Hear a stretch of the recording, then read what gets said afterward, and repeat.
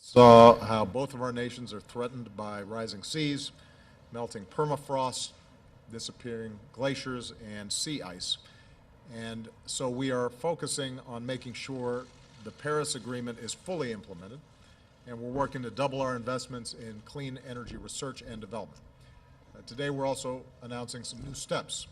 Canada is joining us in our aggressive goal to bring down methane emissions in the oil and gas sectors in both of our countries. And together we're going to move swiftly to establish comprehensive standards to meet that goal. We're also going to work together to phase down HFCs and to limit carbon emissions from international aviation. We're announcing a new climate and science partnership to protect the Arctic and its people. And later this year, I'll welcome our partners, including Canada, to our White House Science Ministerial on the Arctic to deepen our cooperation in this vital region. We're also grateful for Canada's partnership as we renew America's leadership across the hemisphere.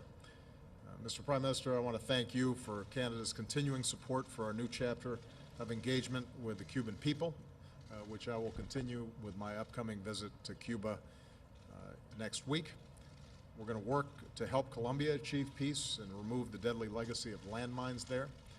And our scientists and public health professionals will work with partners across the hemisphere to prevent the spread of the Zika virus and work together actively for diagnostic and vaccines that can make a real difference. And finally, our shared values, our commitment to human development and dignity of all people, continue to guide our work as global partners. Through the Global Health Security Agenda, we're stepping up our efforts to prevent outbreaks of diseases from becoming epidemics. We are urgently working to help Ethiopia deal with the worst drought in half a century. Today, our spouses, Michelle and Sophie, are reaffirming our commitment to the health and education of young women and girls around the world. And Canada will be joining our Power Africa initiative to bring electricity, including renewable energy, to homes and businesses across the continent and help lift people out of poverty. And those are our values at work. So again, Justin, I want to thank you for your partnership. I believe we've laid the foundation for even greater cooperation for our countries for years to come, and I'd like to think that it is only the beginning. I look forward to welcoming you back for the Nuclear Security Summit in a few weeks. I'm pleased that we were able to announce the next North American Leaders Summit that will be in Canada this summer. The Prime Minister has invited me to address the Canadian Parliament, and that's a great honor. I look forward to the opportunity to speak directly to the Canadian people about the extraordinary future that we can build together. Prime Minister Trudeau.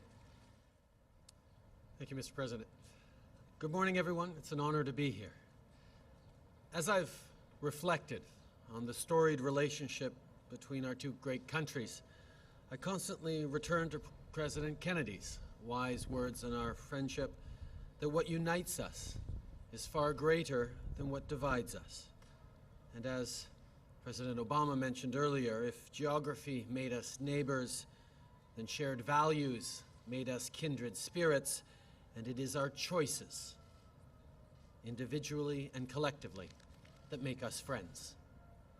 That friendship, matched by much hard work, has allowed us to do great things throughout our history, from the beaches of Normandy to the Free Trade Agreement and now, today, on climate change. The President and I share a common goal. We want a clean growth economy that continues to provide good jobs and great opportunities for all of our citizens. And I'm confident that by working together, we'll get there sooner than we think. Let's take the Paris Agreement, for example. That agreement is both a symbolic declaration of global cooperation on climate change, as well as a practical guide for growing our economies in a responsible and sustainable way. Canada and the U.S. have committed to signing the agreement as soon as possible. We know that our international partners expect and indeed need leadership from us on this issue. The President and I have announced today that we'll take ambitious action to reduce methane emissions nearly by half from the oil and gas sector, reduce use and emissions of hydrofluorocarbons, and implement aligned greenhouse gas emission standards for heavy-duty vehicles, amongst other plans to fight climate change. Nous avons aussi annoncé un nouveau partenariat We also announced a new visant à partnership bâtir une économie aiming to durable develop dans a l'Arctique. sustainable economy in the Ce Arctic. partenariat This prévoit partnership l'élaboration de nouvelles foresees normes new fondées standards sur des données based on scientifiques scientific pour la data pêche commerciale dans la haute mer de l'océan Arctique, from fishing in ainsi the que high seas of the l'élaboration Arctic, de as well normes as pour assurer le new transport standards maritime to à ensure faibles maritime émissions. transport Le with partenariat mettra less aussi de emissions. l'avant The le partnership développement will also durable dans la promote région, sustainable en development plus in the de relever region, la barre en in matière de addition to conservation de la putting the biodiversité bar dans higher in l'Arctique. terms of Nous avons preserving aussi the pris l'engagement de biodiversity in rendre les the Arctic. frontières à la We fois have also plus ouvertes decided to make et our plus borders sécuritaires, both more en open and more safe s'entendant en principe à étendre by le prix des douanements à agreeing l'aéroport Billy of Bishop de Toronto, pre-clearing à at the Billy l'aéroport Bishop Airport international Jean-Lesage de in Québec, Toronto and ainsi the qu'aux Jean services Lesage Airport ferroviaires in à Quebec, Montréal as et well à as the Vancouver. railroad stations De in plus, Montreal and nous créerons Vancouver. un groupe de Moreover, travail we will canado-américain creating d'ici a 60 US-Canada jours sur les working group recours in the next afin 60 d'accélérer days le on the traitement des plaintes recourses to et de résoudre plus access how facilement we will les cas resolve d'erreurs d'identité errors of sur les identity listes d'interdiction de on vol. the no-fly list. Finally, the President and I acknowledge the fundamental and wholly unique economic relationship between Canada and the United States. We have historically been each other's largest trading partners. Each and every day, over $2.4 billion worth of goods and services cross the border. Today, we reaffirmed our commitment to streamlining trade between our countries. Overall, the President and I agree on many things, including, of paramount importance, the direction we want to take our countries in to ensure a clean and prosperous future. We've made tremendous progress on many issues. Unfortunately, I will leave town with my beloved Expos still here in Washington. You can't have everything. I'd like to conclude by extending my deepest thanks to Barack for his leadership on the climate change file to date. I want to assure the American people that they have a real partner in Canada. Canada and the U.S. will stand side by side to confront the pressing needs that face not only our two countries, but the entire planet. I'm very much looking forward to the remainder of my time here in Washington, so thank you again for your leadership and your friendship. I know that our two countries can achieve great things by working together as allies and as friends, as we have done so many times before. Merci beaucoup, Barack. Thank you very much, Barry. All right, we're going to take a few questions. Start with Julie Davis. Thank you, Mr. President. I want to ask you about the Supreme Court. You've already said you're looking for a highly qualified nominee with impeccable credentials. Can you give us a sense of what other factors you're considering in making your final choice? How much of this comes down to a gut feeling for you? And does it affect your decision to know that your nominee is very likely to hang out in the public eye without hearings or a vote for a long time or maybe ever? And frankly, shouldn't that be driving your decision if you're asking someone to put themselves forward for this position at this point? For Prime Minister Trudeau, I wanted to ask you, we know you've been following our presidential campaign here in the U.S. As the President alluded to, you've even made a joke about welcoming Americans who might be frightened of a Donald Trump presidency to your country.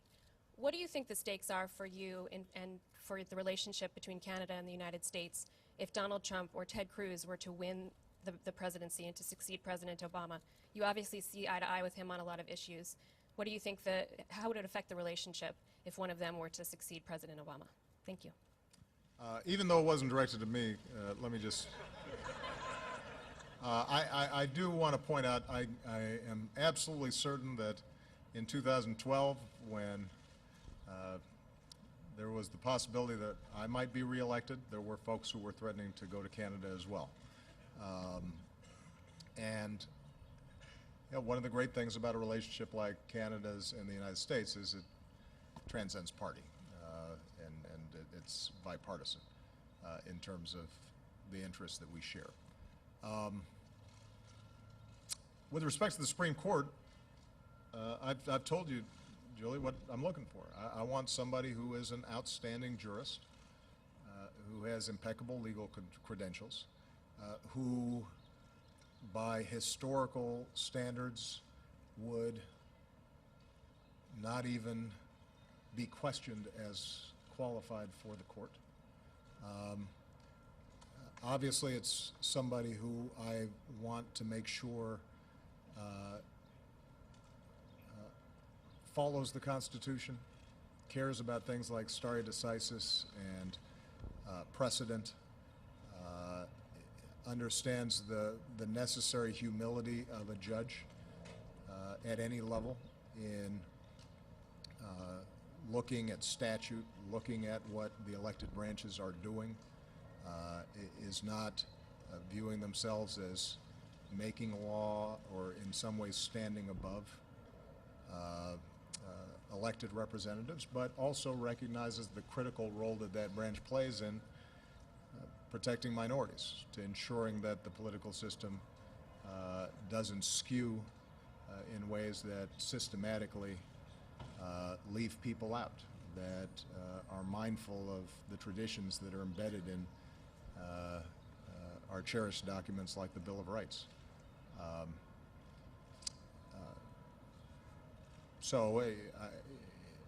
In terms of who I select, I'm going to do my job, and then my expectation is going to be, will the Senate do its job as outlined in the Constitution? I've said this before. I find it ironic that people who are constantly citing the Constitution would suddenly read into the Constitution requirements, norms, procedures that are nowhere to be found there.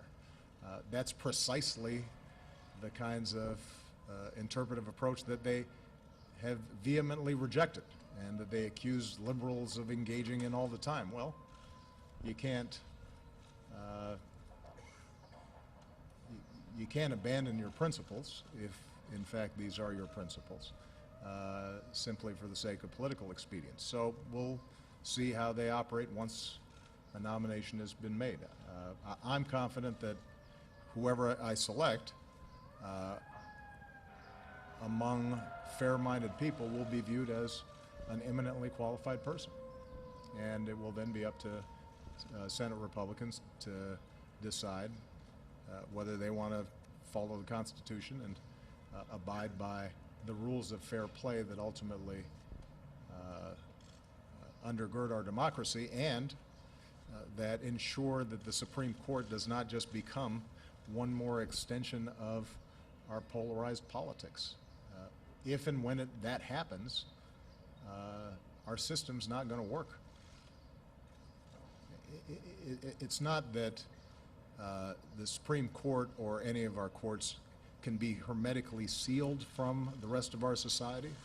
These are human beings. They read the newspapers. They've got opinions. They've got values. But our goal is to have them be objective and be able to execute their duties in a way that gives everybody, both the winning party and the losing party in any given case, a sense that they were treated fairly.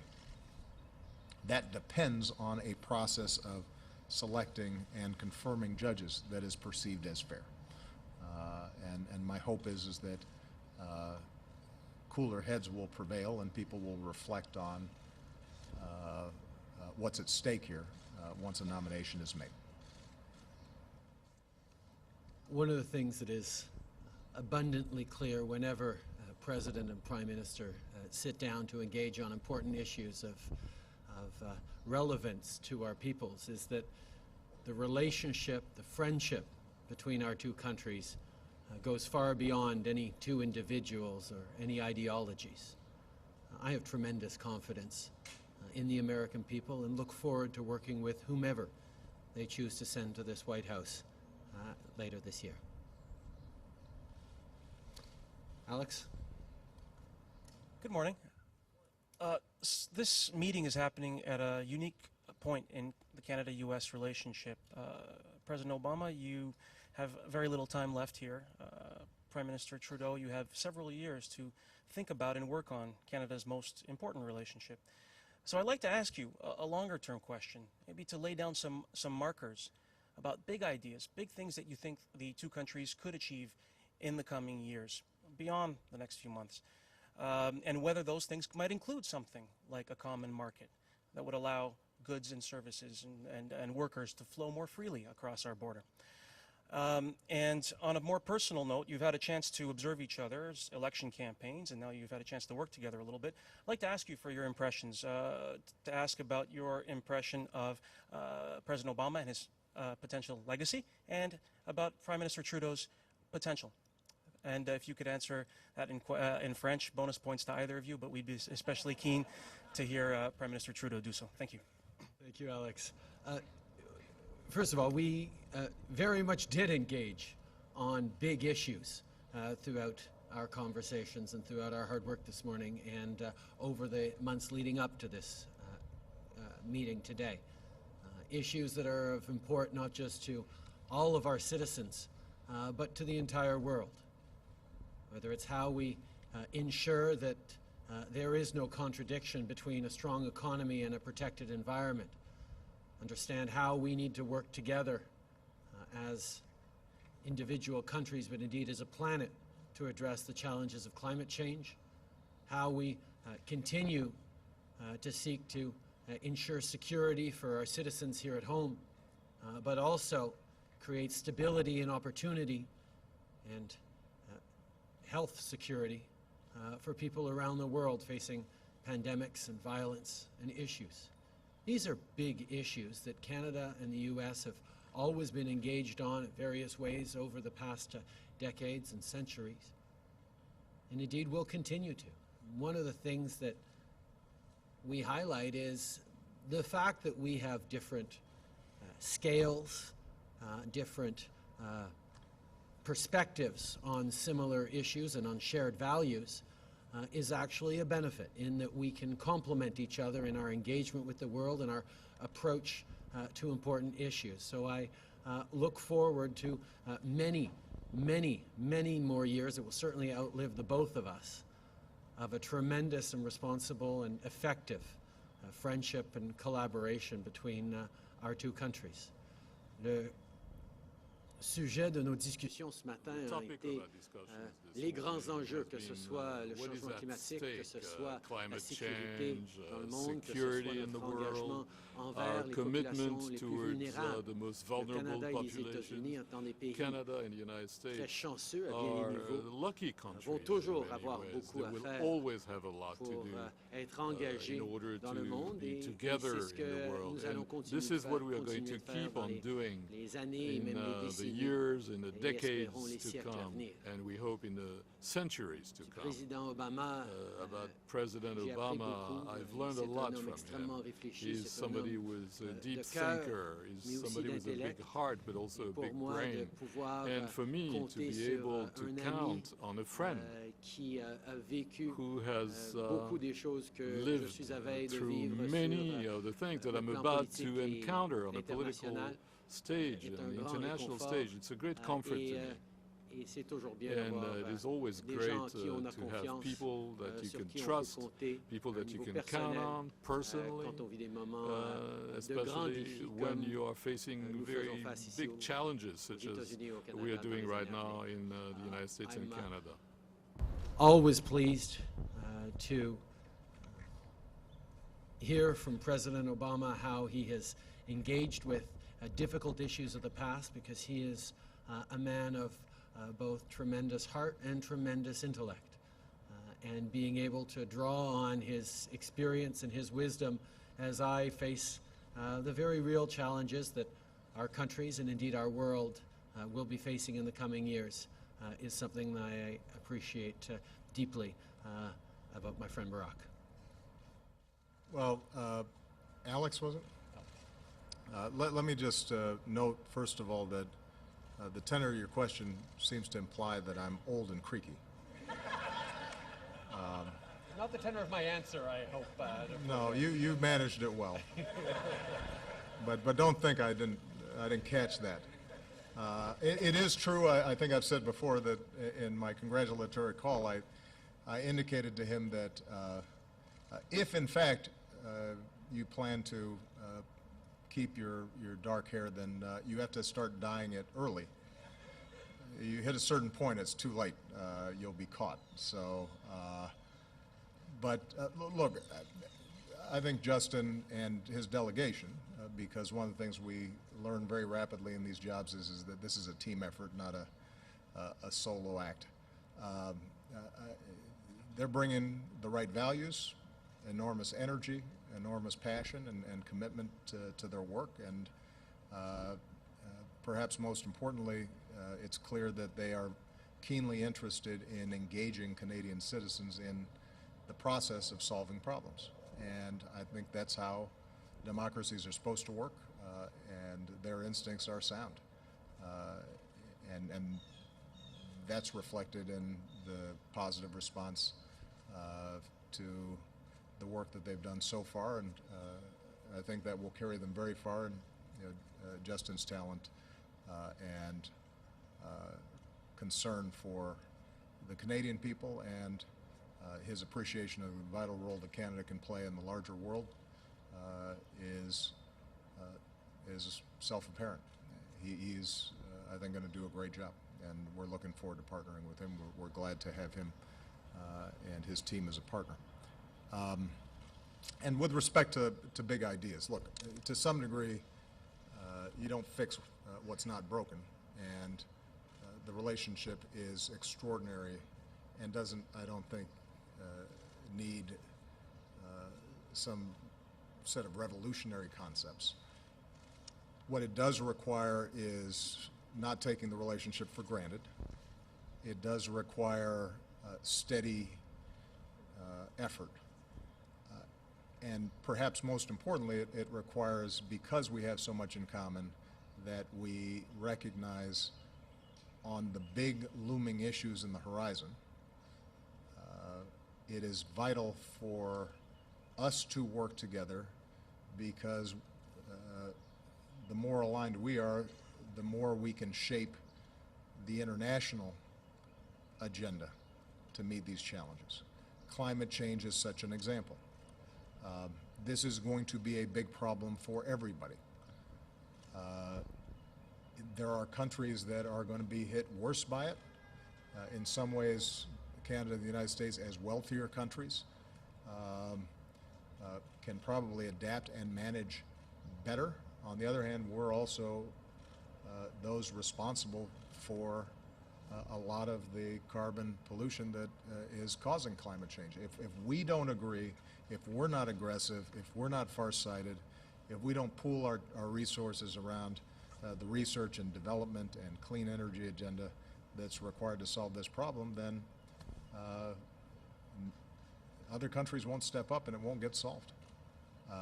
That's a big idea. That's a really important effort. With respect to the economy,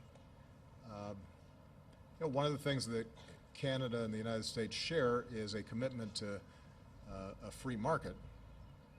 I believe, and I know Justin does as well, that a market-based economy not only has proven to be the greatest engine for prosperity the world has ever known, but also underwrites our individual freedoms in many ways. And we value our business sector and we value entrepreneurship.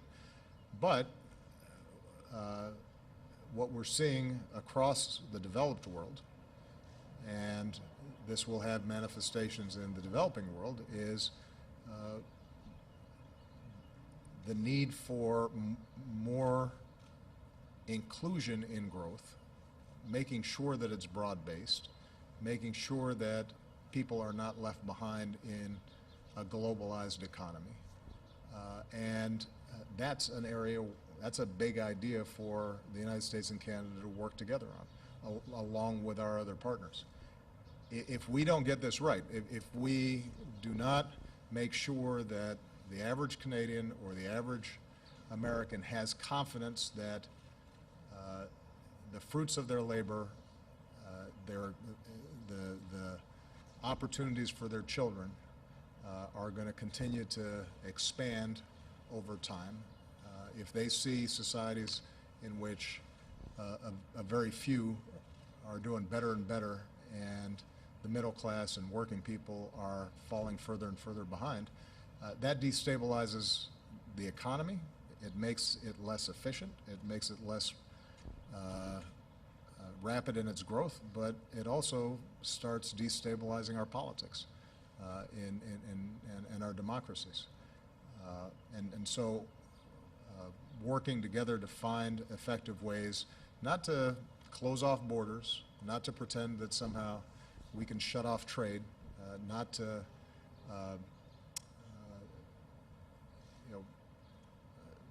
forget that we are ourselves nations of immigrants and that diversity is our strength, but rather to say, yeah, the world's big, and we are going to help shape it, and we're going to value our openness and our diversity, and the fact that we are leaders in a global supply chain, but we're going to do so in ways that make sure everybody benefits.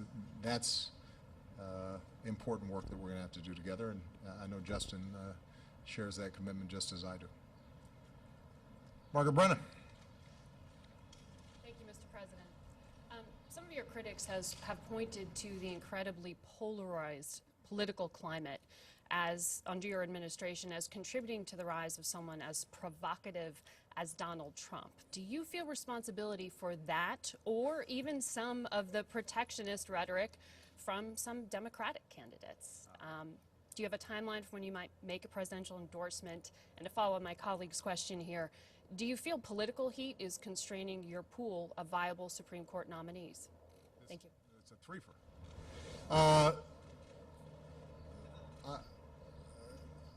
I think it's important for me to nominate a Supreme Court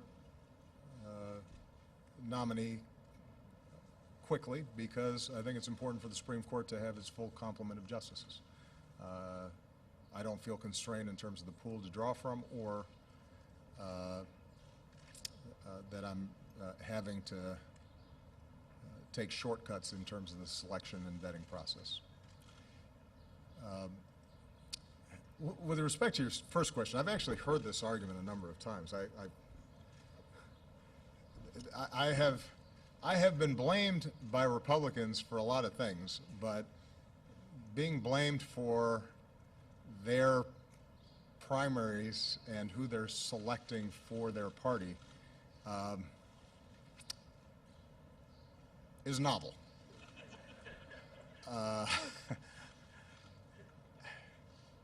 Look, I said at the State of the Union that one of my regrets is the degree to which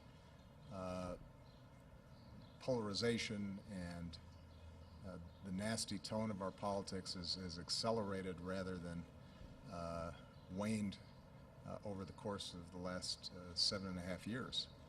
And I do all kinds of soul searching in terms of, are there things I can do better to make sure that we're unifying the country? But I also have to say, Margaret, that objectively, it's fair to say that the Republican political elites and many of the information outlets, social media, news outlets, talk radio, television stations have been feeding the Republican base for the last 7 years a notion that everything I do is to be opposed, that cooperation or compromise somehow is a betrayal, that maximalist, absolutist positions on issues are politically advantageous, that there is a them out there and an us, and them are the folks who are causing whatever problems you're experiencing. And the tone of that politics, which I certainly have not contributed to, I have not, I don't think that I was the one to prompt questions about my birth certificate, for example. I don't remember saying, hey, why don't you ask me about that? why don't you, question whether I'm American or whether I'm loyal or whether I have America's best interests at heart. Those aren't things that were prompted by any actions of mine. And so what you're seeing within the Republican Party is to some degree, all those efforts over a course of time, creating an environment where somebody like a Donald Trump can thrive. He's just doing more of what has been done for the last 7.5 years.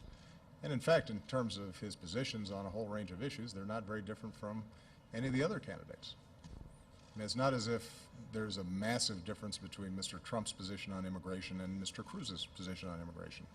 Mr. Trump might just be more provocative in terms of how he says it, but the actual positions aren't that different. For that matter, they're not that different from Mr. Rubio's positions on immigration, despite the fact that both Mr. Cruz and Mr. Rubio, their own families, are the products of immigration and the openness of our society. So I am more than happy to own the responsibility as president, as the only office holder who is elected by all the American people, to continue to make efforts to bridge divides and help us find common ground. As I've said before, I think that common ground exists all across the country. You see it every day in how people work together and live together and play together and raise their kids together. But what I'm not going to do is to validate some notion that the Republican crack-up that's been taking place is a consequence of actions that I've taken. And I what's interesting, I'll just say one last thing about this. There are thoughtful conservatives who are troubled by this, who are troubled by the direction of their party. I think it is very important for them to reflect on what it is about the politics they've engaged in that allows the circus we've been seeing to transpire, and to do some introspection, because ultimately I want an effective Republican Party. I think this country has to have responsible parties that can govern and that are prepared to lead and govern, whether they're in the minority or in the majority, whether they occupy the White House or they do not. And I've often said I want a serious, effective Republican Party, in part to challenge some of the blind spots and dogmas in the Democratic Party. I think that's useful. You mentioned trade, for example. I believe that there have been bad trade deals on occasion in the past, that oftentimes they have served the interests of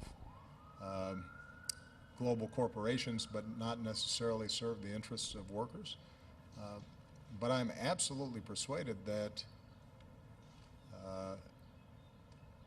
we cannot put up walls around a global economy, and that to sell a bill of goods to the American people and workers that if you just shut down trade somehow your problems would go away, prevents us from actually solving some of these big problems about inequality and the decline of our manufacturing base and so on.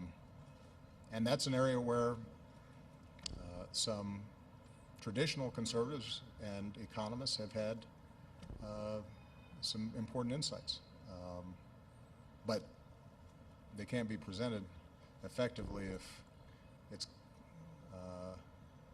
it's combined with no interest in helping workers and busting up unions and providing tax breaks to the wealthy rather than providing help to folks who are working hard and trying to pay the bills. And certainly is not going to be heard if it's coupled with vehement anti-immigrant sentiment that betrays our values. So, okay.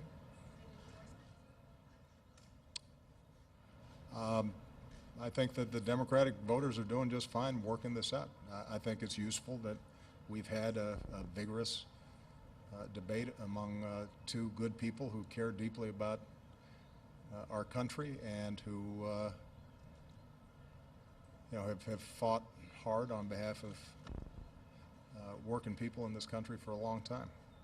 I think it's been a good conversation, and my most important role will be to make sure that after primaries are done, I'm bringing everybody together so that we focus on winning the general election. Emmanuel? Mr. President, I'll be asking the Prime Minister my question in French, but I will repeat it for you in English afterwards. Monsieur Trudeau, on vous a pas entendu parler du bois d'œuvre. Or, c'est un enjeu majeur qui plane sur la relation bilatérale. Donc, en avez-vous discuté? Est-ce qu'il y a des solutions qui se présentent pour éviter une reprise du conflit en octobre prochain? Et par ailleurs, vous avez signé plusieurs ententes, commerce, environnement, etc. Mais qu'est-ce que vous pouvez faire pour que leur mise en œuvre survive à l'élection de novembre prochain et que tout ne soit pas à recommencer donc, dans un an? Mr. President, did you discuss the issue of softwood lumber, which is looming over the bilateral relation, and has any avenue been explored into avoiding a new conflict in October? And to what extent is the fear of losing seats for the Democrats due to this issue kind of hampering progress on this? And that being said, you and Prime Minister Trudeau have signed a number of agreements on a number of issues. What can be done for these progress not to be lost with the arrival of a new administration and have everything have to be started all over again? Merci Emmanuel. Ça fait des mois qu'on prépare cette rencontre. Ce matin, on a travaillé très très fort et on a fait énormément de progrès sur, comme on a démontré, énormément de différents enjeux qui vont finir dans un court délai, on l'espère, par aider We hope that this is going to be solved shortly to help enormously not only Canadian workers and the Canadian economy, but also the economy of both our countries. Parmi ces discussions, And among these discussions, qu'on a soulevé we raised the question of softwood lumber. We keep on working on that. And I'm totally confident that we are on the right track towards a solution in the next weeks and months to come. Now, in terms of the decisions that we've taken and the work we have done today, I'm extremely confident that what we have managed to achieve, the agreements that we have taken and the solutions that we have found for the problems that we face together, I'm confident that all this is going to become a reality, because at every stage, not only we're talking about what is good for one side or the other side, but we're talking about what is good for both countries. Our economies are so interwoven, our population so interconnected that we are going to have agreement, for instance, that will facilitate crossing of borders while increasing security of our citizens. This is good for both sides, and it is where we work so hard together with a lot of progress and a lot of success today. We discussed and worked on many different issues over the course of an extremely productive meeting this morning, issues that have been worked on intensely by our respective friends, colleagues, and delegations over the past weeks and months, and certainly softwood lumber came up, and I'm confident that we are on a track towards resolving this irritant in the coming weeks and months. But in general, the issues that we made tremendous progress on, I'm extremely confident will move forward in a rapid and appropriate fashion because we found such broad agreement on issues that aren't just good for one of our two countries, but indeed both of our countries. For Canadians and Americans, for their jobs, for our kids and their futures, for workers, businesses, as we tackle challenges on the economy, challenges on the environment, and understand that working together in constructive, productive ways is exactly what this relationship and indeed this friendship is all about. So I'm feeling extremely good about the hard work that was done this morning, and indeed about the work remaining to do over the coming weeks and months on the issues we brought forward today. This issue of softwood lumber will get resolved in some fashion. Our teams are already making progress on it. It's been a long-standing bilateral irritant, but hardly defines the nature of the U.S.-Canadian relationship. And we have some very smart people, and they'll find a way to resolve it. Undoubtedly, to the dissatisfaction of all parties concerned, because that's the nature of these kinds of things, right? Each side will want 100%, and we'll find a way for each side to get 60% or so of what they need, and people will complain and grumble, but it will be fine. And in terms of continuity, one thing I will say, this is an area where I'll play the elder statesman and as Alex described me, and as somebody who came in after an administration that politically obviously saw things very differently than I did.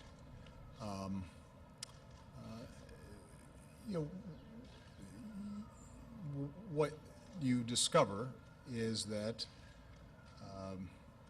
for all the differences you may have in your political parties, when you're actually in charge, then you have to be practical, and you do what is needed to be done and what's in front of you. And one of the things that is important for the United States or for Canada or for any leading power in the world is to live up to its commitments and to provide continuing momentum on efforts even if they didn't start under your administration. So there were a whole host of initiatives that began under the Bush administration, some that I was very enthusiastic about, like PEPFAR, that has saved millions of lives and prevented HIV/AIDS or provided vital drugs to those already infected with HIV/AIDS in sub-Saharan Africa and other parts of the world. Something that President Bush deserves enormous credit for. We continued that, but there are also some areas where, when I was outside the government, I questioned how they were approaching it. I might have tweaked it to the extent that it involved foreign policy. I might say to my foreign policy partners, look, we have a problem of doing it this way, but here's a suggestion for how we can do the same thing or meet your interests in a slightly different way. But you're always concerned about making sure that the credibility of the United States is sustained, or the credibility of Canada is sustained, which is why when there's turnover in governments, the work that's been done continues. And particularly when you have a close friendship and relationship with a partner like Canada, it's not as if work we're doing on the Arctic or on entry and exit visas vanishes when the next president comes in. Of course, I intend to make sure the next president who comes in agrees with me on everything, but just in case that doesn't happen, the U.S.-Canadian relationship will be fine. All right? Thank you, everybody. Thank you.